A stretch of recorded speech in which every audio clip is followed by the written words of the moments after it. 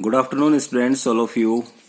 जो अपना लेसन चल रहा है उसमें जो हमने कल एक नया पार्ट स्टार्ट किया था, फोर्थ पार्ट था इसका, the making of Germany and Italy. तो जर्मनी वाला जो पोर्शन है, जो हिस्सा है, वो हमने कंप्लीट इसमें देख लिया था कि किस प्रकार से जो जर्मनी है वो भी कई हिस्सों में बटी हुई थी और उसका किस प्रकार से एकीकरण हुआ, यूनिफिकेशन कैसे हुआ जर्मनी का 1866 टू 71, यानी 1866 से 1871 के बीच के अंदर। ये जो मैप देख रहे हैं आप, इसमें जर्मनी का एकीकरण हुआ था।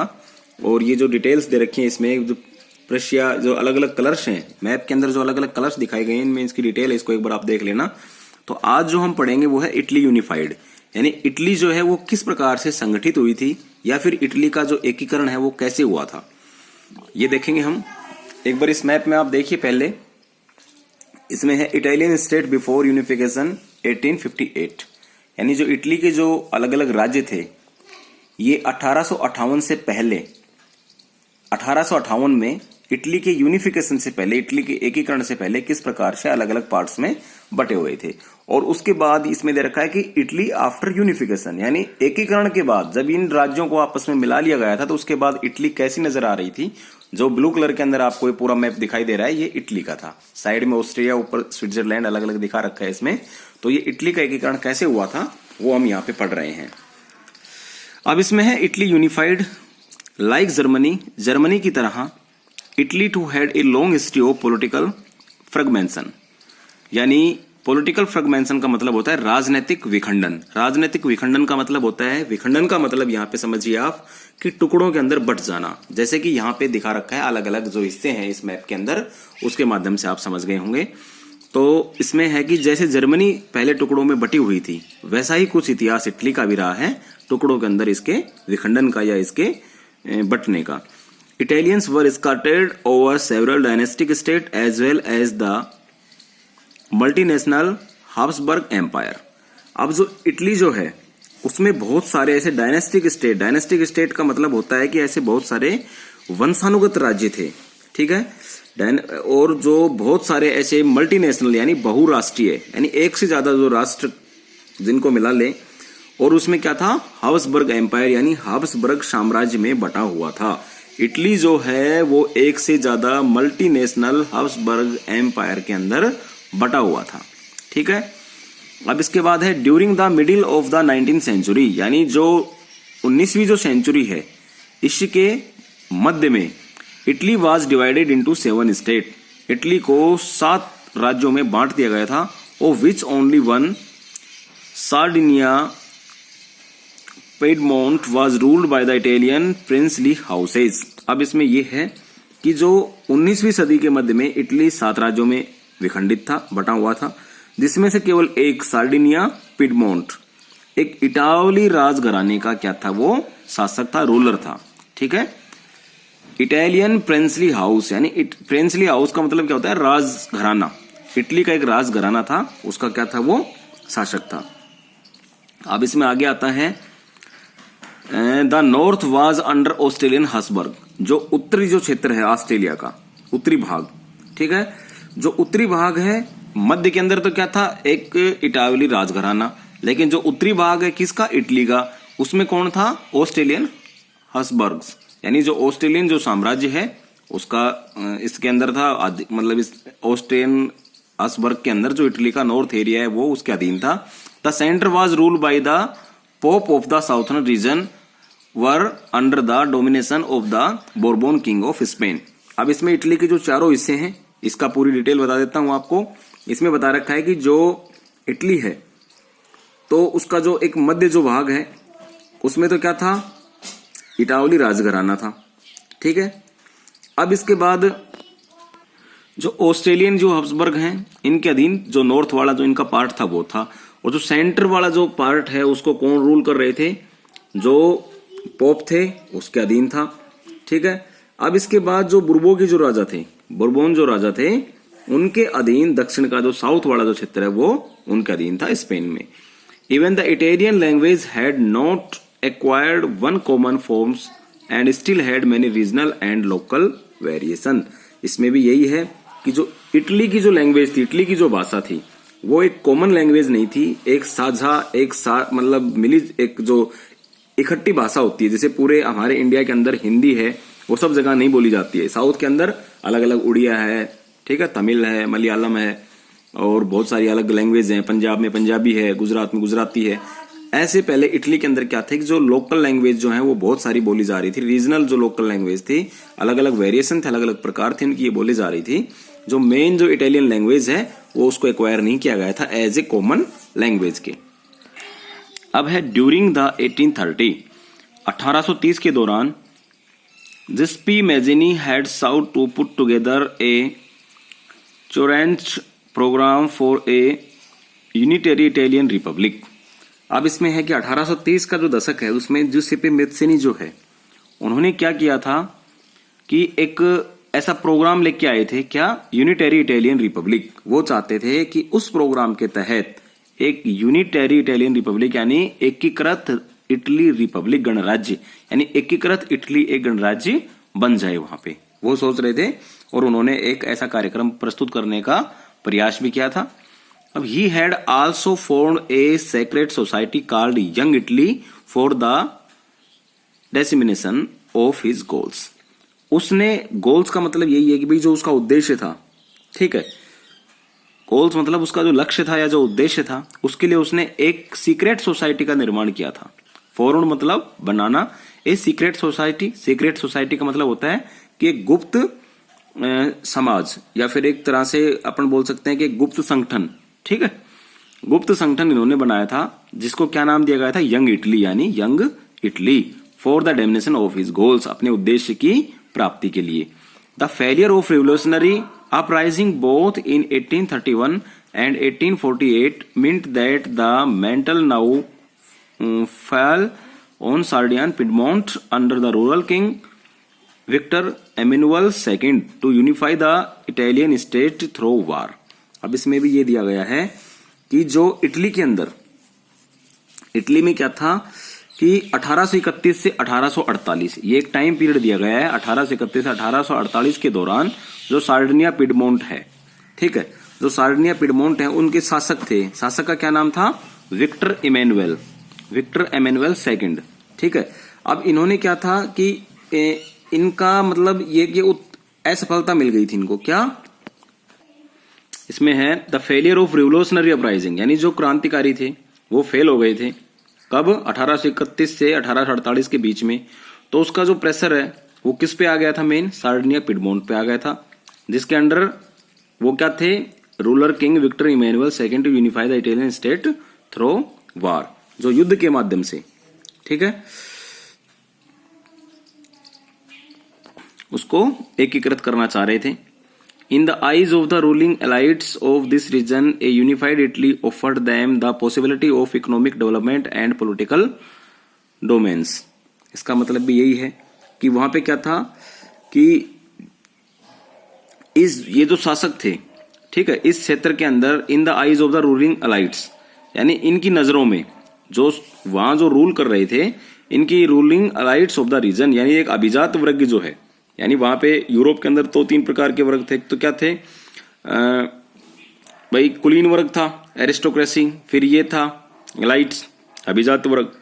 तो इनकी जो नजरों में ए unified Italy offered them a possibility of economic development and political domains, कि अगर इटली यूनिफाइड होगी, एकीकृत होगी, तो उससे क्या होगा, इनको क्या फायदा होगा, इनका जो राजनीतिक प्रभुत्व और जो आर्थिक विकास यानी political domains and the economic development, ये जो दोनों है इनकी संभावनाएं ज्यादा बढ़ जाएंगी। अब इन्होंने ये सोचा था। अब आगे क्या है, अब इसमें है chief minister Cavour who led the movement to unify the regions of Italy was neither a revolutionary nor a democrat. अब इसके जो चीफ मिनिस्टर थे कावेर, ठीक है, who led the movement of the unify यानी जो चीफ मिनिस्टर थे कावेर, उन्होंने नेतृत्व किया था कौन से मूवमेंट का, unify the regions of Italy यानी इटली के जो बहुत सारे ऐसे क्षेत्र थे इनको इन्होंने एक तरह से संगठित करने का क्या किया था, प्रयास किया था। Was neither a revolutionary nor a Democrat, वो ना तो क्या थे, एक तरह से जनतंत्र में विश्वास करते थे और ना ही वो एक क्रांतिकारी यानी क्रांति में। Like many other wealthy and educated members of the Italian elites यानी जिस प्रकार से वेल्दी मतलब काफी अमीर जो लोग थे वहां के, एजुकेटेड मतलब काफी पढ़े लिखे शिक्षित जो सदस्य थे, ऑफ द इटालियन एलाइट, यानी इटली का जो क्षेत्र था उसमें, he spoke French much better than he did Italian, यानी वो सबसे अच्छी उनकी तरह फ्रेंच भाषा, फ्रांस की भाषा क्या थी, फ्रेंच, वो बोलते थे, इटालियन नहीं बोलते थे। Through a tactful diplomatic alliance with French engineering by Cavour, Sardinia Piedmont succeeded into defeating the Australian forces in 1859। अब इसमें भी यही है कि 1859 के अंदर फ्रांस में जो सार्डिनिया पिडमोंट है, उन्होंने एक जबरदस्त एक संधि की थी, ठीक है, टेक्टफुल डिप्लोमेटिक, यानी उन्होंने एक चतुर संधि की थी एक तरह से, एक alliance with French engineering Cavour, यानी इसमें क्या था फिर कि जो फ्रांस के अंदर जो संधि हुई थी उसके पीछे काउर का ही हाथ था, ठीक है। और जो काउर जो है ये फिर इसमें सार्डिया पिडमोंट है, ये सक्सेस इनको मिल गई थी defeating the Australian forces in 1859, यानी जो ऑस्ट्रेलियन जो सेना थी, ऑस्ट्रियन जो फोर्सेज थी, उनको 1859 में उनको हराने के लिए इनको सक्सेस मिल गई थी, सफलता मिल गई थी। Apart from regular troops a large number of the armed volunteers under the leadership of Giuseppe Garibaldi joined the fray. अब इसमें है apart from the regular troops, ठीक है, यानी कहां से गया, apart from regular troops a large number of armoured volunteers, यानी जो रेगुलर जो ट्रूप्स थे आर्मी के, उनकी तरह ही बहुत सारे जो वॉलंटियर्स थे, बड़ी संख्या में जो वॉलंटियर्स थे, leadership of Giuseppe Garibaldi joined the fray, यानी उन्होंने भी इनकी लीडरशिप में ये ज्वाइन कर ली army. In 1860 the marched into South Italy and the kingdom of the two Sicilies and succeeded in winning the support of the local peasant in order of drive out of the Spanish rulers। यानी 1860 में उन्होंने मार्च किया था south Italy के अंदर और उसके राज्य में, of two Sicilies to succeeded in winning the support of the local peasant in order of the drive out of Spanish rulers. अब इसमें यही था कि दो सिसिली जो लोग थे, ठीक है, वो राज्य में प्रवेश कर गए थे और जो स्पेनिश जो रूलर थे, ठीक है, इनको हटाने के लिए उन्होंने जो वहां के जो लोकल पीजेंट थे, ठीक है, जो स्थानीय किसान थे, उनका इनको क्या मिल गया था, सपोर्ट मिल गया था। इन 1861 1861 में Victor Emmanuel second was proclaimed king of unified Italy, यानी विक्टर इमैनुअल सेकंड जो हैं उनको बना दिया गया था क्या, इटली का एक वो किंग बना दिया गया था, राजा बना दिया गया था। However much of the Italian population among whom rates of illiteracy was very high remained blissfully or unaware of liberal nationalist ideology। यानी इसमें इटली की जो ज्यादातर much of the Italian population, यानी ज्यादातर जो इटली की जनसंख्या थी, among home rates of illiteracy, यानी बहुत सारे क्या थे, निरक्षर थे, पढ़े लिखे नहीं थे, और remained blissfully unaware of liberal nationalist ideology, और वो जो उदारवादी जो राष्ट्रवादी विचारधारा थी उससे वो क्या थे, काफी अनभिज्ञ थे, उनको इस बारे में पता नहीं था। The peasant mass who had supports the Garibaldi in southern Italy had never heard of Italia and believed then La Talia was Victor Emmanuel's wife। अब इसमें क्या था, एक नई बात कि जो वहां के दक्षिण इटली के अंदर मतलब द पिजेंट मास, यानी इसमें क्या था कि जो आम जो किसान थे, ठीक है, जिन्होंने सपोर्ट किया था किसका, गारबेल्डी का, गैरीबाल्डी का, तो वो क्या थे कि इन साउथर्न इटली यानी दक्षिणी इटली में had never heard of Italia, यानी उन्होंने कभी भी इटालिया के बारे में नहीं सुना था। वो क्या समझते थे, एंड बिलीव्ड दैट, वो ये विश्वास करते थे कि ला टालिया जो है वाज विक्टर इमैनुअल वाइफ, यानी ये जो ला टालिया जो है ये विक्टर इमैनुअल की पत्नी थी। अब इसमें यही है कि जो जर्मनी की तरह ही भाई इटली है, उसका भी काफी बड़ा इतिहास है, कैसे वो विखंडित था, किस प्रकार से अलग अलग साम्राज्यों में बटा हुआ था, और इटली का जो राजघराना था उसमें किसका शासन था।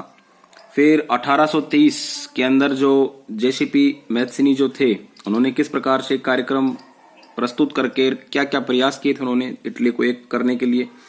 फिर इसके बाद विक्ट्री मैनुअल ये सेकंड आ गए थे, इन्होंने इटली को मतलब संगठित करने की कोशिश की। फिर इसके बाद जो वहां के जो मुख्य मंत्री थे उन्होंने भी काफी अच्छे प्रयास किए और इस तरह से लास्ट में इन्होंने क्या किया, इटली को भी इन्होंने एकीकृत कर लिया था। और यहाँ पे ये मैप दिया हुआ है, इसमें ये दो एक्टिविटी हैं। एक तो एक्टिविटी ये है फिगर 13, इसमें ये बताया गया है कि भाई जो संसद के जो निर्वाचित जो डिप्यूटीज हैं, ठीक है, इनमें किस प्रकार का आपसी जो रिलेशन था वो क्या था, ये बताया गया है। और साथ साथ इसमें ये भी बताया गया है कि जो चित्रकार जो है उसने जो लोकतांत्रिक जो प्रक्रिया है, ठीक है, जो डेमोक्रेटिक जो प्रोसेस है उसको इसने इस आर्टिस्ट ने दिखाया है, कोशिश की है इसको दिखाने के लिए क्या कि जो जर्मन बिस्मार्क है ये किसने एक कोड़े टाइप में कोड़ा नुमाई ले रखा है, यानी बल के आधार पे। इसका मतलब यही है कि छल और बल के आधार पर किस प्रकार से लोगों को उन्होंने उनकी आवाजों को दबाया था। अगली ये एक्टिविटी है ये आपको करनी है, ये फिगर 14 में दिखा रखा है, इसमें ये वाला जो दिखा रखा है हिस्सा पोर्शन, इसमें यही बताया गया है इस गतिविधि के अंदर कि आपको भाई इसमें पूरी को आपको देखना है, ठीक है। और इसमें भाई किसी क्षेत्र में रहने वाले लोग कौन से जो हैं वो इटली के मानते हैं और किस क्षेत्र के जो लोग हैं वो उनको इटली के नहीं मानते होंगे, ठीक है। और कौन कौन से वो कब हिस्सा बने इसका, ठीक है, अंत में कौन सा क्षेत्र शामिल हुआ और किस प्रकार से किस वर्ष सबसे अधिक राज्य इटली के अंदर इसमें एकत्रित हुए थे, ये चीजें इसमें बताई गई हैं।